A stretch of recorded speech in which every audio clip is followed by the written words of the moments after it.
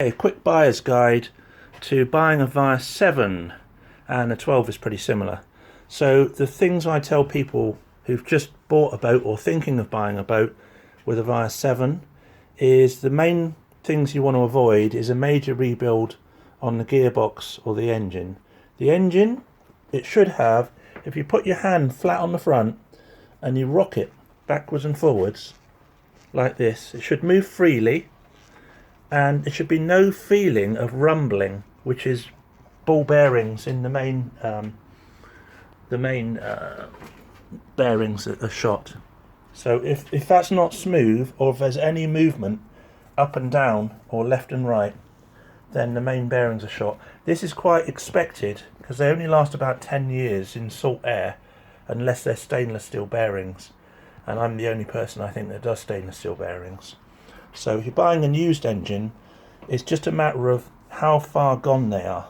And if you're feeling rumbling when you do that, they'll need changing. I do a flat fixed fee for changing the crankshaft bearings and the 3 crank seals all in one with labour if the engine's delivered to me or I can get it. So ask about that price. The other problem you get, because they weren't intended for salt water, is the gearbox will fail.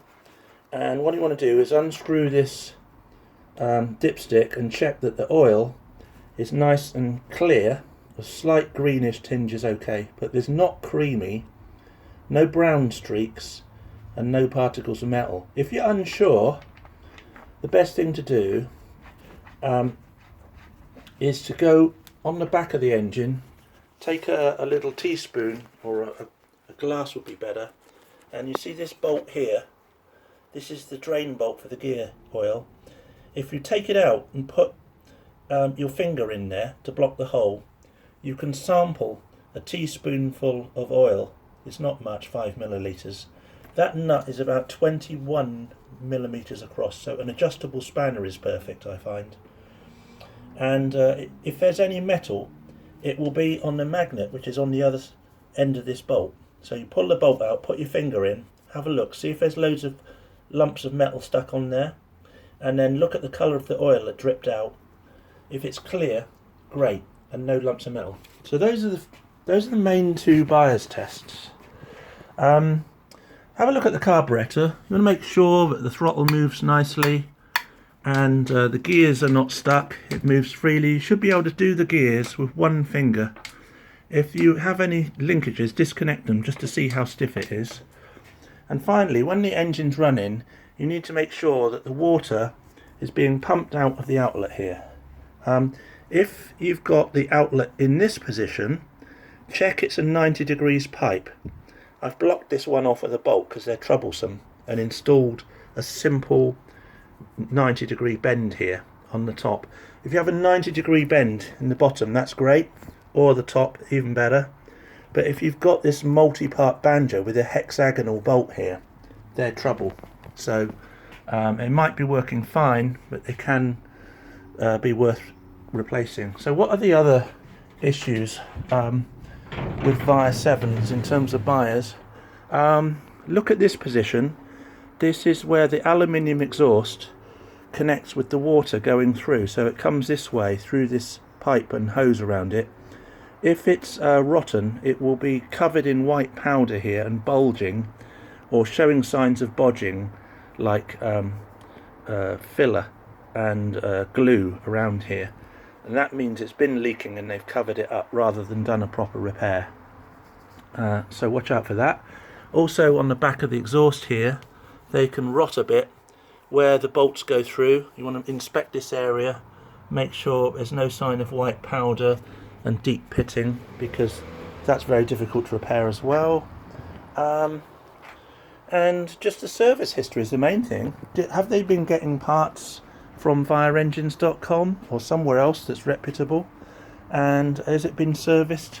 Has the carburetor had its service done in the last 4 to 10 years? Because if it hasn't, the diaphragm will be stiff and the engine won't respond smoothly. It may even leak and flood. Obviously, if you can get the engine started, great. And then you want to look with the seller and see how much of the tools and spares and operator's manual he's still got, because that all saves you money and makes it more likely that you'll enjoy the engine. Okay, so the 12 horsepower is a very similar engine. It's the same test with the 12. The spark plug's on the front, not the in between. So there's a 7 and there's a 12. You see the difference with the spark plug? And here's a 6, which is distinctly rounded. So this is the only engines Vire did, was the 6 and then the 7 and then the 12. The 12, basically it's a more valuable engine because of the horsepower. It's the same issues, which is the crank bearings. Now I'm turning this one and I can feel a little bit of rumbling. Also, when I rotate this, I can see that the pulley is slightly out of true, so the crankshaft is probably slightly bent when somebody didn't rebuild it properly. Not a big issue, but I do them properly. The gear oil, same position as the 7. So if this is stiff, get an Allen key in the hole, and if it's still a problem, try pipe pliers, pipe wrench, or Stilson's will wind that out. And if it still won't come out, do what I said and take the rear sump bolt out instead to check the oil. And those are the main checks really. Same issues on both engines. And the Vire 6, if you're buying a 6, which is very unusual now, watch out here. These cylinders do not like being stored dry if they've still got salt in them. So if somebody used it in salt water and then they took it out without flushing it very thoroughly, you'll see cracks appearing where the Vire badge is, and round this side and even round the back. So any sign of cracks, you need to do is a test. Fill it up with water from the top hose and possibly pressurize it with a bicycle pump or a foot pump and see if the water comes out of the cracks. If it does, don't buy the engine, because these heads are the critical part. Everything else is cheap to replace and refurbish. Same things, rotate the crank bearings, check the gear oil, which is on the 6 is a little bit different. There's a big hexagonal nut on the starboard side, but the cylinder is the main thing to check with these, and they have a funny exhaust which is not here, it's like this. Check that that is not rotted where the elbow connects.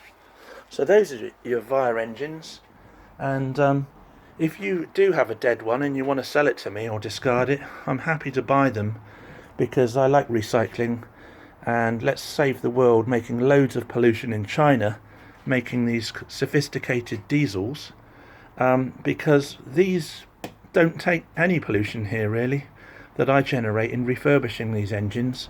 And the other thing is they're very simple to fix, whereas your diesel engines nowadays are covered with electronics and computers and valves and sensors, and all of those electrical parts are not saltwater resistant, and they're going to let you down, and they're going to be very sophisticated and expensive to repair.